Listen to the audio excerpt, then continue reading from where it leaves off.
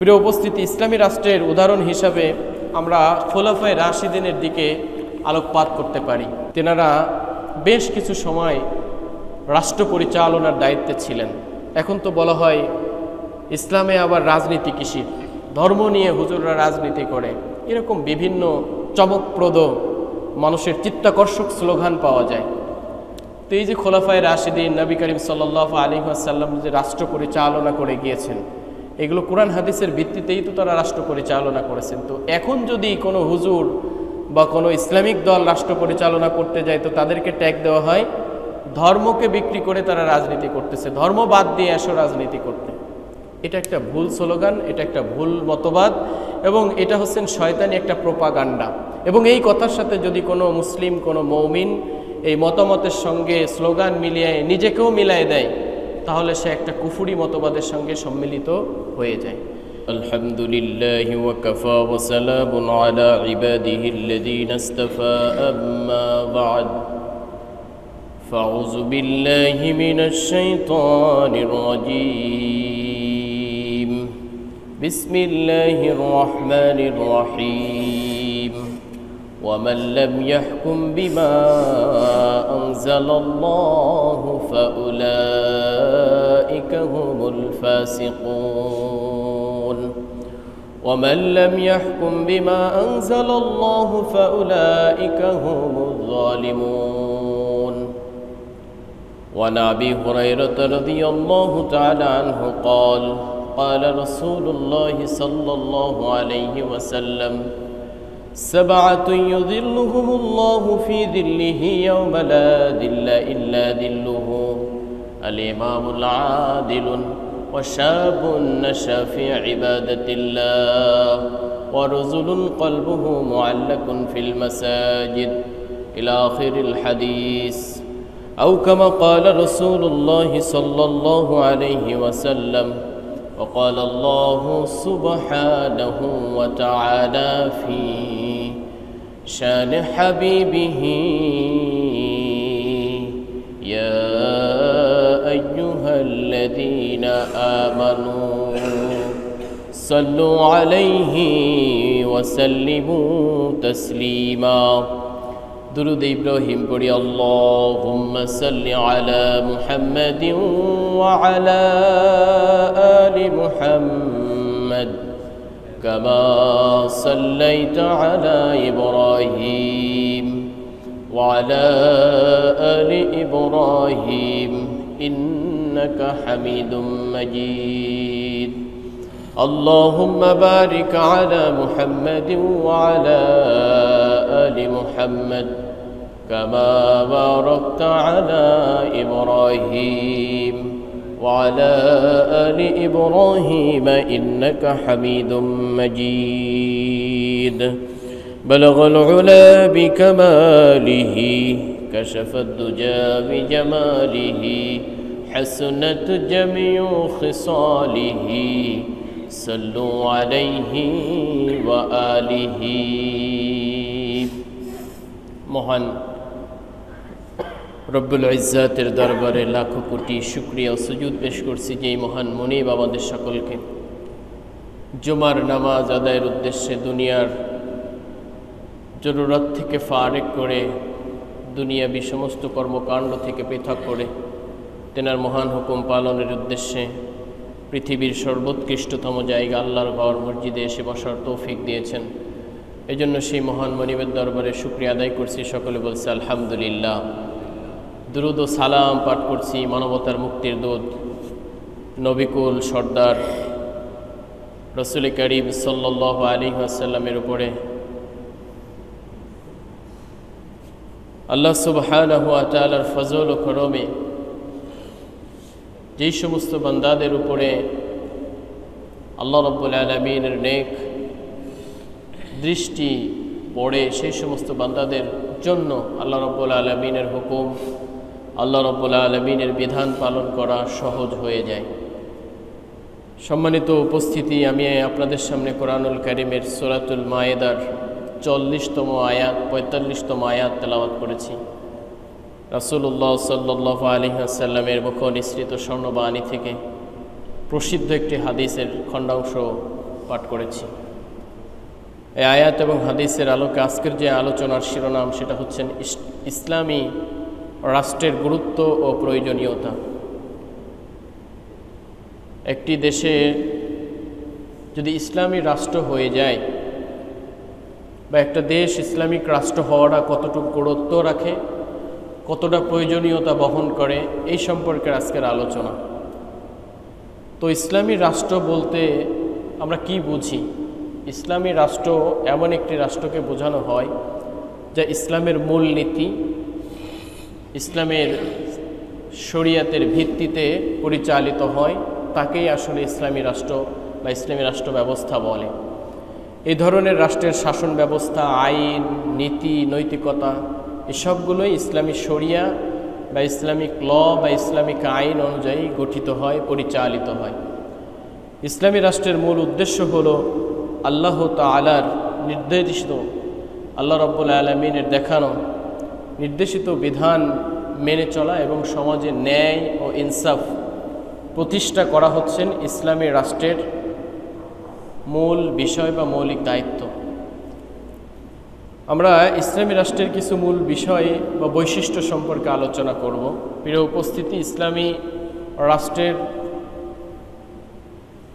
বৈশিষ্ট্য সম্পর্কে যদি আলোচনা করতে যাই তাহলে প্রথম পয়েন্টে আমরা যেটা আলোচনা করতে পারি সেটা হচ্ছে শাসন নীতি।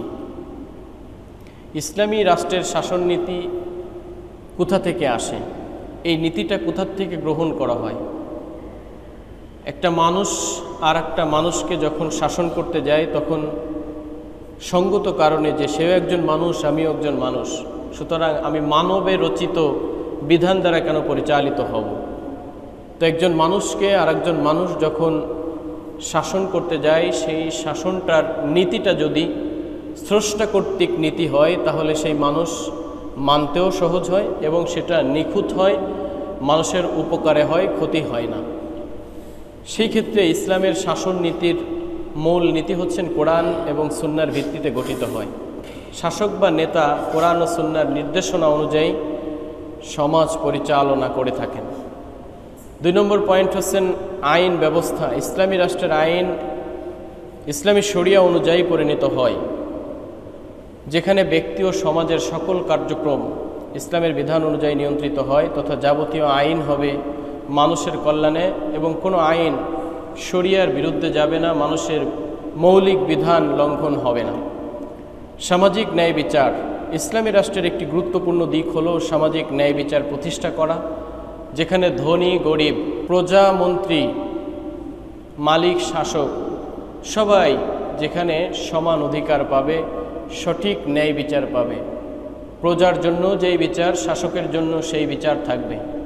প্রজার জন্য আইন বা বিধান একরকম প্রয়োগ হবে, শাসকের জন্য বিধানটা অন্যরকম হবে, এমনটা নয়। তারপরে হচ্ছেন ইসলামী রাষ্ট্রের বৈশিষ্ট্য নৈতিকতা। সমাজে ইসলামিক নৈতিকতা এবং মূল্যবোধ বজায় রাখার জন্য বিভিন্ন নীতি ও কর্মসূচি প্রণয়ন করা হয়। 5 নম্বরে একটা পয়েন্ট আছে আন্তর্জাতিক সম্পর্ক। ইসলামী রাষ্ট্রের পররাষ্ট্রনীতি ইসলামিক নীতির ভিত্তিতে গঠন করা হয়, যেখানে সবার সাথে ন্যায্যতা, সম্মান ও শান্তির ভিত্তিতে সম্পর্ক বজায় রাখা হয়।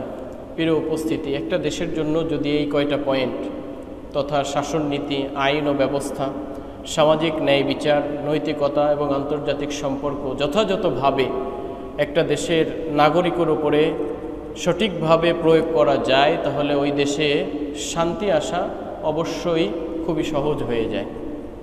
আমাদের দেশের নাগরিকদের ক্ষেত্রে যেই সমস্ত সমস্যাগুলি উল্লেখযোগ্য আকারে দেখা যায় সেটা হচ্ছে শাসন নীতি, যে একজন মানুষ আর একজন মানুষকে যখন শাসন করতেছে সে তার শাসন নীতিটা তার নিজের পক্ষে নেওয়ার জন্য কক্ষিগত আইন বিভিন্ন সময়ে বাস্তবায়ন করে, যেটার প্র্যাকটিস আমরা প্রতিনিয়তই দেখতে পাই।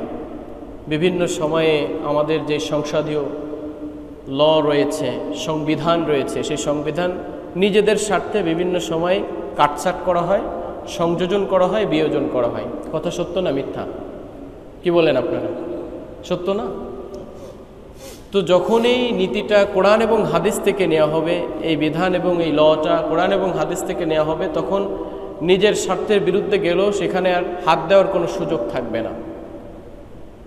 সামাজিক ন্যায় বিচার, এটা তো প্রত্যেকের দ্বারে দ্বারে যে এখন কান্নারত অবস্থায় আছে। যখন ইসরায়েল ফিলিস্তিনে হামলা করে তখন সেটা হয় সন্ত্রাস দমন, আর ফিলিস্তিন যখন ইসরায়েলে হামলা করে তখন সেটা হয়ে যায় সন্ত্রাসী হামলা। এই যে দেশ থেকে শুরু করে বৈশ্বিক পরিমণ্ডলে এই যে একটা অনাচার, অন্যায়, এটা যদি কোরআন এবং হাদিসের প্রত্যেকটা বিধান পৃথিবীর আনাচে কানাচে প্রত্যেকটা পরিমণ্ডলে বাস্তবায়ন হয়ে যেত, তাহলে যেই হামলা করুক সেটা অন্যায়ভাবে হলে সেটা সন্ত্রাসী হবে, ন্যায়ভাবে হলে সেটা ডিফেন্স হবে।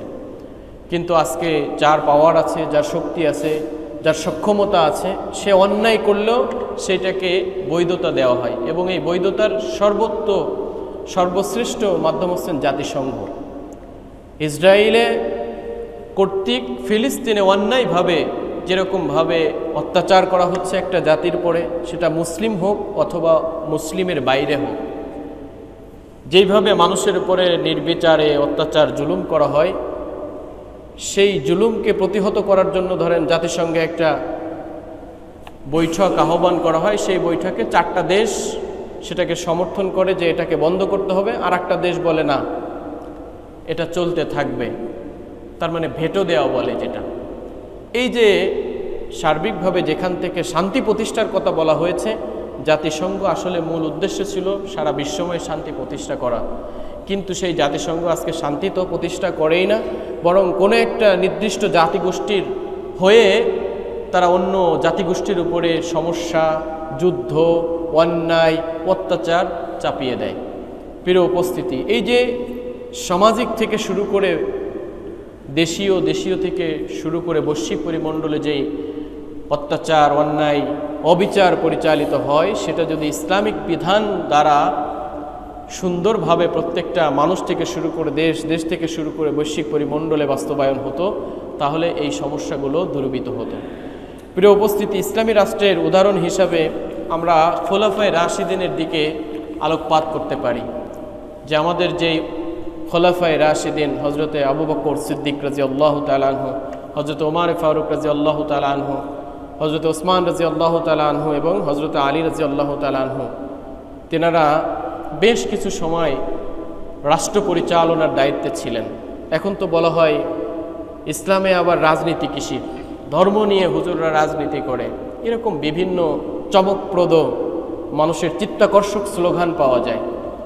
তো এই যে খোলাফায়ে রাশিদিন, নবী করিম সাল্লাল্লাহু আলাইহি ওয়াসাল্লাম যে রাষ্ট্র পরিচালনা করে গিয়েছেন, এগুলো কোরআন হাদিসের ভিত্তিতেই তো তারা রাষ্ট্র পরিচালনা করেছেন। তো এখন যদি কোনো হুজুর বা কোনো ইসলামিক দল রাষ্ট্র পরিচালনা করতে যায়, তো তাদেরকে ট্যাগ দেওয়া হয় ধর্মকে বিক্রি করে তারা রাজনীতি করতেছে, ধর্ম বাদ দিয়ে আসো রাজনীতি করতে। এটা একটা ভুল স্লোগান, এটা একটা ভুল মতবাদ, এবং এটা হচ্ছেন শয়তানি একটা প্রোপাগান্ডা। এবং এই কথার সাথে যদি কোনো মুসলিম, কোনো মুমিন এই মতামতের সঙ্গে স্লোগান মিলিয়ে নিজেকেও মিলাই দেয়, তাহলে সে একটা কুফরি মতবাদের সঙ্গে সম্মিলিত হয়ে যায়। প্রিয় উপস্থিতি, হযরতে আবু বকর সিদ্দিক রাদিয়াল্লাহু তাআলা আনহু 632 থেকে 634 খ্রিস্টাব্দ পর্যন্ত তিনি রাষ্ট্র পরিচালনা করেছেন। এরপরে 634 থেকে 644 খ্রিস্টাব্দ আমিরুল মুমিনিন উমর ইবনুল খাত্তাব রাদিয়াল্লাহু তাআলা আনহু রাষ্ট্র পরিচালনা করেছেন। এরপরে হযরতে ওসমান রাদিয়াল্লাহু তাআলা আনহু 644 থেকে 656 হিজরি পর্যন্ত তিনি রাষ্ট্র পরিচালনা করেছেন। এরপরে হযরত আলী রাদিয়াল্লাহু তাআলা আনহু 656 থেকে 661 হিজরি পর্যন্ত তিনি রাষ্ট্র পরিচালনা করেছেন। এবং একটা রাষ্ট্র পরিচালনার জন্য যে রোল মডেল আদর্শ গ্রহণ করা যায়, তা যদি এই খোলাফায়ে রাশিদিন থেকে আমরা নিতে পারি, তাহলে দেশের প্রত্যেকটা নাগরিক সমান অধিকার পাবে, সমান ন্যায্যতা পাবে, সব কিছু ইনসাফ ভিত্তিক হয়ে যাবে। প্রিয় হাজিরিন, আমরা যদি এই খোলাফায়ে রাশিদিনের রাষ্ট্র পরিচালনার দিকে দৃষ্টি দিই, তাহলে অনেক ঘটনা আমরা ইতিহাসে দেখতে পাব। তার ভিতর থেকে আমরা যদি উল্লেখযোগ্য দুই একটা ঘটনা আপনাদের সামনে আলোকপাত করি, তাহলে আমরা বুঝতে পারবো যে ইসলামিক রাষ্ট্রনীতি খোলাফায়ে রাশিদিন যেইভাবে মানুষের কাছে চমৎকার পরিবেশ করে দিয়েছেন, রাষ্ট্র পরিচালনার, মানুষের নাগরিক অধিকার রক্ষার জন্য যেই পরিবেশ তানারা করে দিয়ে গিয়েছিলেন, দেখিয়ে গিয়েছিলেন, সেটা আমাদের কাছে আরও বেশি স্পষ্ট হবে।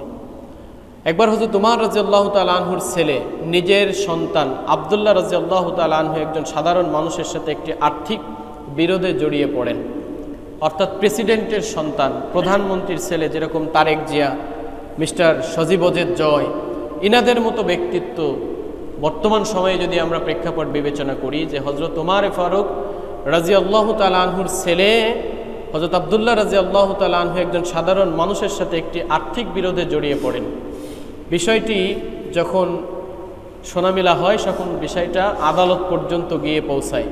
তৎকালীন সময়ের বিচারক ওবায়দুল্লাহ ইবনে আল মাসআদি রাদিয়াল্লাহু তাআলা আনহু উমর রাদিয়াল্লাহু তাআলা আনহুর ছেলেকে এই বিচারের ক্ষেত্রে, ছেলেকে অর্থাৎ প্রেসিডেন্টের ছেলেকে, উমর রাদিয়াল্লাহু তাআলা আনহু খলিফার ছেলেকে অভিযুক্ত করেন।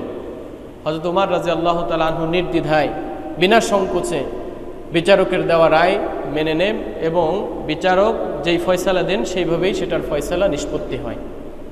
2 নম্বর আর একটা ঘটনা যদি দেখি, 18 হিজরিতে আরব অঞ্চলে ভয়াবহ দুর্ভিক্ষ দেখা দেয়। তখন হযরত উমর রাদিয়াল্লাহু তাআলা আনহু খলিফা ছিলেন। তিনি নিজে খাদ্য পানি সরবরাহ নিশ্চিত করার জন্য সার্বক্ষণিক নিজে কাজ করেন এবং তার নিজের পরিবারের জন্য নির্ধারিত যেই খাদ্য সবার মতোই সীমিত করেন। অর্থাৎ একজন নাগরিক যতটুক এই দুর্ভিক্ষের সময়ে, সাধারণ প্রজা, সাধারণ নাগরিক যতটুক খাদ্য পানীয় পাবেন, তিনার পরিবারের সদস্যরাও ঠিক ততটুক খাদ্য এবং পানীয় পাবেন, এর বাইরে অতিরিক্ত খাবার পাবেন না, এটা তিনি নিশ্চিত করেন। বর্তমান সময়ে যদি একটা শাসক গোষ্ঠী বা রাষ্ট্রপ্রধানদের দৃষ্টিতে তাকানো হয়, তো তাদের পরিবারের সদস্যরা বিভিন্ন সময়ে বিভিন্ন মাসালা দেয়, যে খেজুর দিয়ে কেন ইফতারি করতে হবে, বড়ই আছে না, বড়ই দিয়ে তো খেজুরের বা ইফতারি সেরে ফেলা যায়। আমাদের যারা রাষ্ট্র পরিচালনার দায়িত্বে মাঝে মধ্যে আসে, তাদের উদ্ভট কথাবার্তা এরকম শুনতে পাওয়া যায়। তো এই সমস্ত ব্যক্তিরা যদি খোলাফায়ে রাশিদিনদের এই জীবনী পড়ে তাদের জীবন আলোক থেকে আলোকিত হতে পারত, শিক্ষা নিতে পারত, তাহলে এই ধরনের উদ্ভট উক্তি কথাবার্তা তারা, বিশেষ করে স্পেশালি ধর্মীয় কর্মকাণ্ডের ক্ষেত্রে তারা এটা ব্যবহার করত না। তারা যখন ইফতারি করতে যায় তখন কিন্তু বিভিন্ন প্লেটে, বিভিন্ন আইটেমে বিভিন্ন প্রকারের খাবার তাদের সামনে থাকে। আবার সেই সমস্ত ব্যক্তিরা সাধারণ প্রজাদের উদ্দেশ্যে ভাষণ দেয় যে খেজুর কেনই লাগবে, বড়ই দিয়ে তো ইফতারি করা যায়। তো এটা কতটা বোকা টাইপের কথাবার্তা বা গর্হিত আচরণ হতে পারে। প্রিয় উপস্থিতি, একজন প্রেসিডেন্ট তিনি যখন দুর্ভিক্ষ চলতেছে, তিনি চাইলে তো তিনার পরিবারের জন্য ভালো খাবার বা মজুত করে রাখতে পারতেন, বা রাষ্ট্রের যত সুন্দর ব্যবস্থাপনা আছে সবগুলো তিনি গ্রহণ করতে পারতেন, কিন্তু না। হযরত উমর ফারুক রাদিয়াল্লাহু তাআলা আনহু রুল জারি করলেন যে সাধারণ প্রজারা যতটুকু খাবার পাবে, আমার পরিবারের সদস্যরাও ঠিক ততটুকু খাবার পাবে। এটা হচ্ছেন খোলাফায়ে রাশিদিনের রাষ্ট্র পরিচালনার থেকে শিক্ষা নেওয়া দরকার, মূলনীতি গ্রহণ করা দরকার। প্রিয় হাজির, এরকম বিভিন্ন অনেক ঘটনা রয়েছে, সেই ঘটনা থেকে আমরা শিক্ষা গ্রহণ করতে পারি। এখন আমরা কিছু আলোচনা করব কোরআন ও হাদিসের আলোকে। ইসলামী রাষ্ট্রের বেশ কিছু মৌলিক বৈশিষ্ট্য রয়েছে, যেটা কোরআন ও হাদিসের দৃষ্টিতে আমরা একটু আলোচনা করার চেষ্টা করব। ইসলামী রাষ্ট্রের দায়িত্ব হলো রাষ্ট্রে এমন শাসন ব্যবস্থা পরিচালনা করা যেখানে কোরআন ও হাদিসের নির্দেশনা অনুসারে সমাজে ন্যায় বিচার, সুশাসন, মানুষের কল্যাণ নিশ্চিত করা। এটা হচ্ছে একটা ইসলামিক রাষ্ট্রের সঠিক ধারণা এবং চিন্তাধারা। 1 নম্বর যদি পয়েন্টে আমরা আলোচনা করতে চাই, তাহলে আল্লাহর বিধান অনুযায়ী শাসন করা। আল্লাহ রাব্বুল আলামিন নিজেই কোরআনুল কারীমের সূরাতুল মায়েদার 44, 45 এবং 47তম আয়াতের ভিতরে আল্লাহ রাব্বুল আলামিন ঘোষণা করেছেন, ওয়ামান লাম ইয়াহকুম বিমা আনজালাল্লাহু ফাউলাইকা হুমুল ফাসিকুন। যেই ব্যক্তি আমি আল্লাহ রাব্বুল আলামিনের দেওয়া বিধান অনুযায়ী কার্যক্রম করবে না, তার রাষ্ট্র পরিচালনা করবে না, ফাউলাইকা হুমুল ফাসিকুন, অবশ্যই তারা হচ্ছেন ফাসিক, পাপাচার, পাপিষ্ঠ। আল্লাহ রাব্বুল আলামিন ঠিক পরের আয়াতে বলেছেন, ফাউলাইকা হুমুজ জালিমুন, তারা শুধু পাপাচারই নয়, তারা অবশ্যই জালেম। তারা নিজের উপরে জুলুম করে এবং মানুষের উপরেও জুলুম করে এবং সর্বশেষ তারা তার সৃষ্টিকর্তার উপরে জুলুম করে। এরপরের আয়াত আল্লাহ রাব্বুল আলামিন বলেছেন, ফাউলাইকা হুমুল কাফিরুন। প্রথমে আল্লাহ বলেছেন তারা ফাসিক, এরপরে আল্লাহ বলেছেন তারা জালেম, এরপরে সর্বশেষ তারা বলেছেন যে শুধুমাত্র এই 2টা গুণে গুণান্বিত নয়, ফাউলাইকা হুমুল কাফিরুন, নিশ্চয়ই তারা হচ্ছেন কাফের তথা আল্লাহকে অস্বীকারী। প্রিয় উপস্থিতি, আমাদের চিন্তা চেতনায়, ধ্যান ধারণায়, মগজে অনেক সময় অনেক কিছু লেগে যায়। যেরকমভাবে সাংবাদিক ইলিয়াস হুসাইন নামে আমাদের সকলের কাছে একজন প্রিয় সাংবাদিক হিসেবে পরিচিত ভদ্রলোক স্পষ্ট ঘোষণা দিয়েছেন যে বাংলাদেশে শরিয়া আইন দ্বারা পরিচালিত হোক, আমি এটা চাই না। স্পষ্টভাবে যদি কোনো ব্যক্তি এরকম কোনো ঘোষণা দেয়, নিঃসন্দেহে তার অনেক ভালো কর্মকাণ্ড আছে, তিনি ভালো সাংবাদিকতা করেন, চমৎকার চমৎকার প্রতিবেদন তিনি তুলে নিয়ে আসেন, যা সাধারণ আমাদের দেশের যে হলুদ মিডিয়া সাংবাদিক রয়েছে তাদের থেকে সে একটু ভিন্ন। কিন্তু তিনি আবার এই কথা বলেছেন যে বাংলাদেশ শরিয়া আইন দ্বারা পরিচালিত হোক, এটা আমি চাই না। একজন মানুষ সেটা করতে না পারুক, সমস্যা নাই, কিন্তু তার মন থেকে যদি বলে যে কোরআন হাদিসের ভিত্তিতে বা শরিয়া আইন দ্বারা বাংলাদেশ পরিচালিত হোক, এটা আমি চাই না, আমার মন থেকে এটা আমি চাইও না, তাহলে সেই ব্যক্তির ঈমান নিয়ে সংশয় রয়েছে, তার ঈমান থাকবে কিনা তাকে ভেবে দেখা দরকার। যেখানে আল্লাহ রাব্বুল আলামিন বলেছেন ওমান লাম ইয়াহকুম বিমা আনজালাল্লাহু ফাউলাইকা হুমুল ফাসিকুন ফাউলাইকা হুমুজ জালিমুন ফাউলাইকা হুমুল কাফিরুন, যেই ব্যক্তি আমি আল্লাহ রাব্বুল আলামিনের নাজিলকৃত বিধান দ্বারা দেশ পরিচালনা করতে চায় না, সে ফাসিক, সে জালেম, সে কাফের। প্রিয় হাজিরিন, কোরআনের এই আয়াত শত সিদ্ধ, এই আয়াতের কোনো পরিবর্তন নেই। আল্লাহ সুবহানাহু ওয়া তাআলা যেটা বলেছেন সেটা চিরন্তন সত্য, দিবালোকের মতো সত্য। সুতরাং আমি আপনি মানতে না পারলেও এই কথা সত্য। চেষ্টা করতে হবে, আমাদের চিন্তায় থাকতে হবে যে আল্লাহর বিধান প্রত্যেকটা দেশে, প্রত্যেকটা রাষ্ট্রে, প্রত্যেকটা জমিনের আনাচে কানাচে ছড়িয়ে পড়ুক আল্লাহর বিধান। আর আল্লাহর বিধান যখন যেখানে পরিচালিত হবে, বাস্তবায়িত হবে, তখন প্রত্যেকটা মানুষের নাগরিকত্বের যেই সুযোগ সুবিধা রয়েছে সেটা যতটুক বাস্তবায়িত হবে, অন্য কোনো বিধান দ্বারা ততটুক সুযোগ সুবিধা বাস্তবায়ন করা সম্ভব নয়। 2 নম্বরে ন্যায় বিচার প্রতিষ্ঠা করা। ইসলামী রাষ্ট্রের অন্যতম বৈশিষ্ট্য হলো সেখানে পরিপূর্ণ ন্যায় বিচার বজায় থাকবে, যার নমুনা আমরা ইতিপূর্বে খোলাফায়ে রাশিদিন থেকে দেখতে পেয়েছি, জেনেছি, শুনেছি। এই বিষয়ে আল্লাহ তাআলা বলেন ইন্নাল্লাহা ইয়া'মুরুকুম বিল আদলি ওয়াল ইহসান, নিশ্চয়ই আল্লাহ ন্যায় বিচার ও সৎকর্ম করার আদেশ দেন। সূরাতুন নাহাল 90তম আয়াত। প্রিয় হাজিরিন, আল্লাহ রাব্বুল আলামিন অন্য আয়াতেও বলেছেন ইয়া আইয়ুহাল্লাযীনা আমানু কুনু কাওয়ামিনা বিল কিসতি শুহাদা লিল্লাহ, হে মুমিনগণ, তোমরা আল্লাহর সন্তুষ্টির জন্য ন্যায় বিচার প্রতিষ্ঠা করো এবং আল্লাহর জন্য তোমরা সঠিক সাক্ষ্য প্রদান করো। প্রিয় হাজিরিন, আল্লাহ সুবহানাহু ওয়া তাআলা যেখানে ন্যায় বিচার প্রতিষ্ঠা করার কথা বলেছেন, সেখানে একটা ইসলামিক রাষ্ট্রের আর একটা অর্গান হবে যে মানুষের মাঝে সঠিক এবং ন্যায় বিচার প্রতিষ্ঠা করা। আজকে ন্যায় বিচার মানুষের মর্যাদার দিক থেকে, মানুষের ক্ষমতার দিক থেকে ন্যায় বিচার কি হয়, উঠানামা করে। যদি কারোর টাকা থাকে তাহলে জজ সাহেব মতামত বিভিন্ন সময়ে চেঞ্জ হয়ে যায়, যদি কারোর ক্ষমতা থাকে তাহলে হ্যালোর জোরে সে অপরাধী হলেও ছাড়া পেয়ে যায়। কিন্তু ইসলামিক এই ন্যায় বিচার যদি বাস্তবায়ন হয় তাহলে মন্ত্রীও সেই বিচারের সম্মুখীন হবে, প্রজাও ন্যায় বিচারের সম্মুখীন হবে। আল্লাহ রাসূল সাল্লাল্লাহু আলাইহি ওয়াসাল্লামের একটা বিখ্যাত হাদিস আছে যেটা আমি খুতবায় পড়েছি। রাসূল সাল্লাল্লাহু আলাইহি ওয়াসাল্লামের থেকে বর্ণিত হাদিস, যেটা আবু হুরায়রা রাদিয়াল্লাহু তাআলা আনহু বর্ণনা করেছেন। রাসূল বলেছেন সাবআতু ইউযিল্লুহুমুল্লাহু ফি জিল্লিহি ইয়াওমা লা যিল্লা, কিয়ামতের দিনে ভয়াবহ পরিস্থিতি হবে যেখানে কোনো ছায়া থাকবে না। সেইখানে মাত্র 7 শ্রেণীর মানুষ আল্লাহ রাব্বুল আলামিনের এই আরশের ছায়াতলে ছায়া পাবে তথা আশ্রয় নিতে পারবে।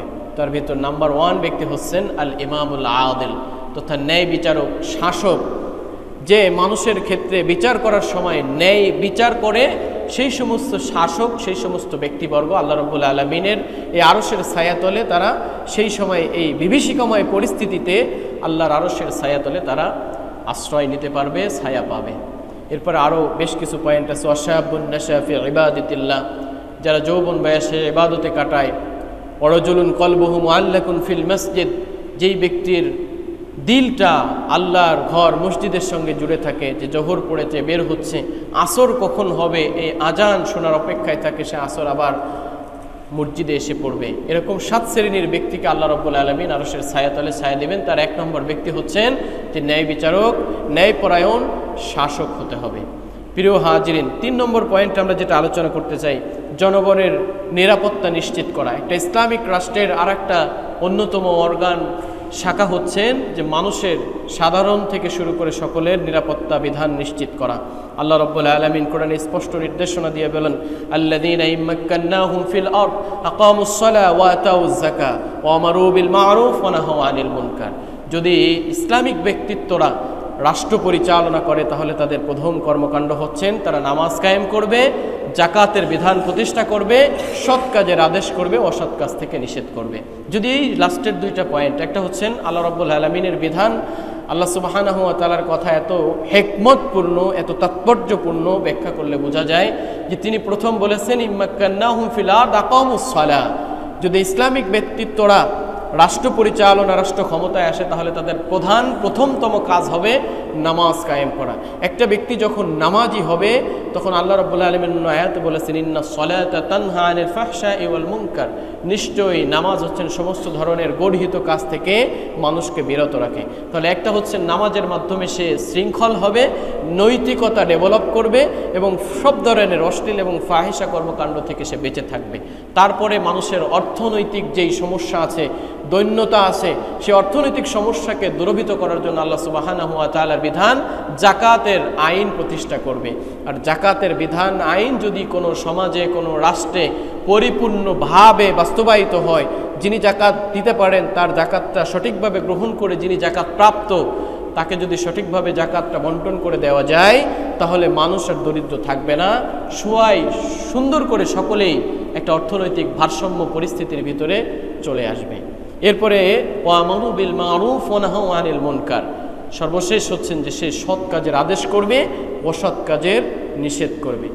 কোনো সমাজে যদি সৎ কাজের আদেশ সকলেই করে আর অসৎ কোনো কর্মকাণ্ড দেখলেই সেখানেই প্রতিহত করে তাহলে ওই সমাজে কোনো অনাচার থাকার আর কোনো সুযোগ থাকে না। আল্লাহ রাব্বুল আলামিন রাসূল সাল্লাল্লাহু আলাইহি ওয়াসাল্লামের মাধ্যমে আরেকটা হাদিস তিনি বলেছেন যে যেখানেই তোমরা কোনো অন্যায় দেখো সেখানে তুমি হাত দ্বারা প্রতিহত করো। হাত দ্বারা যদি প্রতিহত করার সক্ষমতা না থাকে মুখ দ্বারা বলো, মুখ দ্বারা যদি তোমার প্রতিহত করার সক্ষমতা না থাকে তাহলে তুমি দিল থেকে সেটাকে ঘৃণা করো।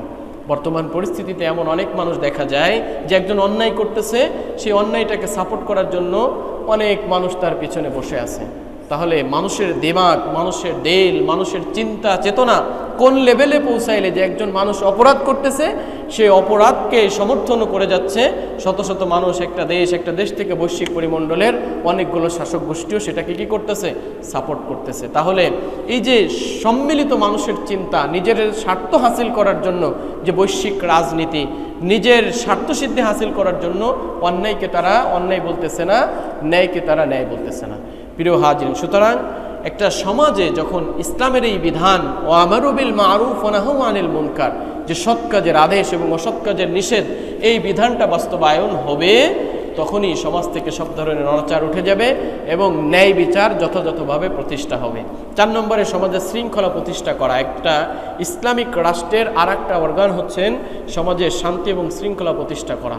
আল্লাহ রাব্বুল আলামিন বলেছেন ওয়ালা তুফসিদু ফিল আরদি বা'দা ইসলাহিহা, সূরাতুল আরাফের 56 নম্বর আয়াত। ওয়ালা তুফসিদু ফিল আরদ, আল্লাহ নিজেই ঘোষণা করেছেন ওয়ালা তুফসিদু, তোমরা সন্ত্রাসী করো না, ফাসাদ সৃষ্টি করো না, ফিল আরদি, জমিনের ভিতরে, বাদা ইসলাহিহা, যখন তা সংশোধিত পর্যায়ে পৌঁছে যায়, সুন্দর পরিস্থিতিতে পৌঁছে যায়, সেই সুন্দর এবং সংশোধিত পর্যায়ে পৌঁছানোর পরে সেখানে তোমরা ফাসাদ সৃষ্টি করো না, হাঙ্গামা দাঙ্গামা করো না। আল্লাহ রাব্বুল আলামিন অন্য আয়াতের ভিতরে বলেছেন নিশ্চয় ফিতনা সৃষ্টি করা একটা মানুষ হত্যা থেকেও বেশি নিকৃষ্ট এবং জঘন্যতম। আল ফিতনাতু আশাদ্দু মিনাল কতল, যুদ্ধের থেকেও ফিতনা সৃষ্টি করা ভয়াবহ খারাপ জিনিস। সমাজে বিশৃঙ্খল ব্যাপারে ইসলামী রাষ্ট্রপ্রধানকে আল্লাহর পক্ষ থেকে নির্দেশনা দিয়ে বলা হয়েছে ইন্নামা জাযাউল লাযীনা ইউহারিবুনাল্লাহ ওয়া রাসূলাহু ওয়া ইয়াসআউনা ফিল আরদি ফাসাদান আইয়ুকাত্তালু আও ইউসাল্লাবু আও তুকাত্তা আইদিহিম ওয়া আরজুলুহুম মিন খিলাফ আইয়ুনফু মিনাল আরদ যালিকা লাহুম খিজুন ফিদ দুনিয়া ওয়া লাহুম ফিল আখিরাতি আযাবুন আযীম। আল্লাহ সুবহানাহু ওয়া তাআলা কত চমৎকার বিধান নাজিল করেছেন। যারা আল্লাহ ও তার রাসূলের বিরুদ্ধে যুদ্ধ ঘোষণা করে আর জমিনে বিশৃঙ্খলা সৃষ্টি করে তাদের জন্য 4টা বিধান আল্লাহ রাব্বুল আলামিন নাজিল করেছেন। আইয়ুকাত্তালু আও ইউসাল্লাবু, হয় তাদেরকে হত্যা করতে হবে, আও ইউসাল্লাবু, অথবা তাদেরকে শুলে চড়িয়ে হত্যা করতে হবে, আও তুকাত্তা আইদিহিম, অথবা তাদের হাত এবং পা কর্তন করতে হবে, আরজুলুহুম মিন খিলাফিন, অর্থাৎ বিপরীতভাবে যদি ডান হাত কর্তন করা হয় তাহলে তার বাম পা কর্তন করতে হবে, আর বাম পা কর্তন করলে তার ডান পা কর্তন করতে হবে।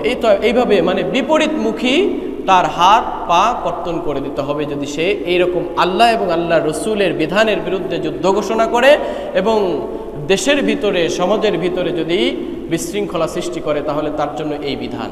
প্রিয় হাজরিন, যদি এই বিধানটা মানুষের ভিতরে সমাজে বা রাষ্ট্র কর্তৃক যথাযথভাবে অ্যাপ্লাই করা যায়, তাহলে যেই সমস্ত ফিতনা, চাঁদাবাজি, রাহাজানি, মানুষের উপরে অন্যায়ভাবে জুলুম অত্যাচার, যে নির্যাতিত নিষ্পেষিত মানুষ, এই সমস্ত সমস্যা থেকে তাহলে আজকে রক্ষা পেয়ে যেত।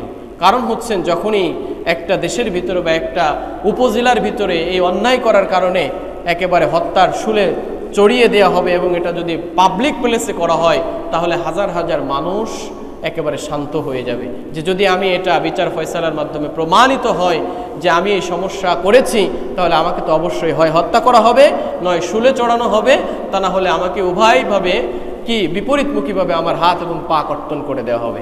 এরকম যদি প্রত্যেকটা উপজেলায়, প্রত্যেকটা জেলায়, প্রত্যেকটা বিভাগে এরকম যদি কয়েকটা বিচার ফয়সালা পাবলিক প্লেসে করে দেওয়া হয়, তাহলে মানুষ অটোমেটিক্যালি সুন্দর হয়ে যাবে। তাদের চলা, তাদের ফেরা, তাদের কথাবার্তা, চাঁদাবাজি সব কিছু নতুন করে একটা পরিবেশ তৈরি হয়ে যাবে। 5 নম্বরে আমরা যে পয়েন্টটা আলোচনা করব, সামাজিক এবং অর্থনৈতিক সাম্য নিশ্চিত করা। একটা ইসলামিক রাষ্ট্র পরিচালনার আরেকটা মূল নীতি হচ্ছেন সামাজিক এবং অর্থনৈতিক সাম্য নিশ্চিত করা। ইসলামী রাষ্ট্রের অন্যতম বৈশিষ্ট্য এটা। আল্লাহ রাব্বুল আলামিন বলেছেন, কাইলা ইয়াকুনু দাওলাতাম বিনাল আগনিয়াই মিনকুম, যাতে ধন সম্পদ তোমাদের মধ্যে সীমাবদ্ধ না থাকে। কাইলা ইয়াকুনু দাওলাতাম বাইনাল আগনিয়াই মিনকুম, আজকে মানুষ তার ব্যাংক ব্যালেন্সে কোটি কোটি টাকা ফেলে রাখে। বিভিন্ন সময়ে বিভিন্ন সুন্দর ব্যক্তিদের অ্যাকাউন্ট ক্লোজ করলে দেখা যায় যে সে অমুক দেশে সুইস ব্যাংকে অমুক জায়গায় এরকমভাবে এত কোটি টাকা, এত হাজার কোটি টাকা পাচার করে দিয়েছে। আল্লাহ রাব্বুল আলামিন এইগুলোকে রহিত করার জন্য বিধান নাজিল করেছেন, কাইলা ইয়াকুনু দাওলাতাম মিনাল আগনিয়াই মিনকুম, যাতে তোমাদের ভিতরে তোমাদের ধন সম্পদ কুঞ্জীভূত না হয়ে যায়, তোমাদের ভিতর সীমাবদ্ধ না থাকে, সেগুলো মানুষের কল্যাণের জন্য বের করে নিয়ে আসা হয়। আল্লাহ নিজেই বলেছেন, খুজমিন আমওয়ালিহিম সাদাকাতান তুতাহিরুহুম ওয়া তুযাক্কিহিম বিহা, খুজমিন আমওয়ালিহিম, যাদের এই সম্পদ আছে তাদের থেকে তুমি সদকা নাও, তার মানে যাকাত গ্রহণ করো। 2.5% হারে যদি এই যাদের অ্যাকাউন্টে হাজার হাজার কোটি টাকা আছে তাদের থেকে যদি 2.5% টাকা যদি তাদের থেকে নেওয়া হয়, তাহলে যাদের টাকা প্রাপ্ত হকদার জাকাত তারা নিতে পারবে, তাদের মাঝে যদি বন্টন করে দেওয়া হয়, তাহলে মানুষ আর দরিদ্র সীমার নিচে থাকবে না, সবাই একটা সচ্ছলতার ভিতরে চলে আসবে। 6 নম্বরে স্বেচ্ছাচারিতা নয়, বরং পরামর্শের মাধ্যমে সিদ্ধান্ত গ্রহণ করা। আজকে ওয়ান ম্যান আর্মির মতো হয়ে গিয়েছিল দেশটা, যে এক ব্যক্তি যেই পরামর্শ দিবে, এক ব্যক্তি যেটা বলবে ওইটাই আইন, ওইটাই ল, ওর বাইরে অন্য কিছু ভাবা যাবে না। প্রিয় উপস্থিতি, এটা নয়। ইসলামী রাষ্ট্রের মূল নীতি হচ্ছেন পরামর্শের ভিত্তিতে রাষ্ট্র পরিচালনা করা। আল্লাহ রাব্বুল আলামিন বলেছেন, ওয়া আমরুহুম শুরা বাইনাহুম, তাদের সকল কাজ যেন পরামর্শের মাধ্যমে হয়। পরামর্শের মাধ্যমে হলে সেটা আমার পরিবার থেকে হতে পারে, আমি বাপ বেটা আছি বা আমি স্বামী স্ত্রী আছি, স্বামী স্ত্রী মিলে একটা পরামর্শ করা যে আমরা এই কাজটা করতে যাচ্ছি, এই কাজটা কিভাবে করলে ভালো হয়। এরকম পরামর্শের ভিত্তিতে যদি কোনো কাজ করা হয়, পরিবার থেকে শুরু করে একটা মহল্লা থেকে শুরু করে একটা উপজেলা গ্রাম থেকে দেশ, যদি পরামর্শের ভিত্তিতে হয়, তাহলে ওই পরামর্শের ভিত্তিতে হওয়ার কারণে ওই কাজের ভিতরে আল্লাহ রাব্বুল আলামিনের পক্ষ থেকে বরকত এবং ফজল আল্লাহ রাব্বুল আলামিন ঢেলে দেন। প্রিয় উপস্থিতি, আমাদের দেশের পরিস্থিতি হচ্ছেন যে বিরোধী দল যদি একটা যথাযথ কথা উত্থাপন করেন, তাহলে সে যেহেতু বিরোধী দলের মতামতের পক্ষ থেকে এসেছে, ওটাকে হা ভোট দিয়ে কি করতে হবে, না ভোট দিয়ে সেটাকে না জয়যুক্ত করতে হবে, সেটাকে ভ্যানিশ করে দিতে হবে। আমারটা সঠিক নয়, দেশের জন্য কল্যাণকর নয়, মানুষের জন্য যথাযথ নয়, তারপরেও যেহেতু সে বিরোধী দলের সঠিক মতামত দিয়েছে, তারপরে সেটাকে অ্যাকসেপ্ট করা যাবে না। কিন্তু ইসলামী রাষ্ট্রের মূলনীতি হচ্ছে না, পরামর্শের ভিত্তিতে যেটা মানুষের জন্য কল্যাণকর, রাষ্ট্রের জন্য কল্যাণকর, নাগরিকদের জন্য যেটা কল্যাণমুখী, সেটাই পরামর্শের ভিত্তিতে গ্রহণ করতে হবে। আল্লাহ রাব্বুল আলামিন অন্যত্র আয়াতের ভিতরে বলেছেন, সূরা শুরার 38তম আয়াতের ভিতরে, ওয়াশাবিরহুম ফিল আমরি, তুমি তাদের অর্থাৎ তোমার অধীনস্থদের সাথে সংশ্লিষ্ট ব্যাপারে পরামর্শ করো। অর্থাৎ তোমার অধ্যস্তন হতে পারে, সে তোমার কর্মক্ষেত্রের খাতিরে সে তোমার ছোট হতে পারে, কিন্তু তার সঙ্গেও তুমি পরামর্শ করে কাজ করো, কেননা তার মাথা থেকেও একটা চমৎকার পরামর্শ আসতে পারে। ইসলামের সৌন্দর্য হচ্ছেন এইটাই। প্রিয় হাজিরিন, এজন্য আমরা যথাযথ আমাদের দেমাগে, আমাদের মগজে, আমাদের চিন্তায় থাকতে হবে যে ইসলামের বিধান, আল্লাহ রাব্বুল আলামিনের হুকুম বাস্তবায়ন হোক, এবং যারা এই ব্যাপারে কাজ করতেছে তাদেরকে যথাযথ সমর্থন করা। সেটা যদি আমি একেবারে বাহ্যিকভাবে যদি নাও পারি, তাহলে মৌনভাবেও তাকে সমর্থন করা। যদি এই মৌনভাবেও আমি যদি সমর্থন করতে না পারি, তাহলে আমাদের ঈমান নিয়ে প্রশ্ন থেকে যায়। আল্লাহ রাব্বুল আলামিন আমরা যতটুক আলোচনা শুনেছি, এই আলোচনা থেকে যতটুক সঠিক, সেই সঠিক কথাগুলোর উপরে আমল করার তৌফিক দিক সকলে বলি আমিন। সুন্নাত পড়তে বাকি আছে, সুন্নাত পড়ে নিই।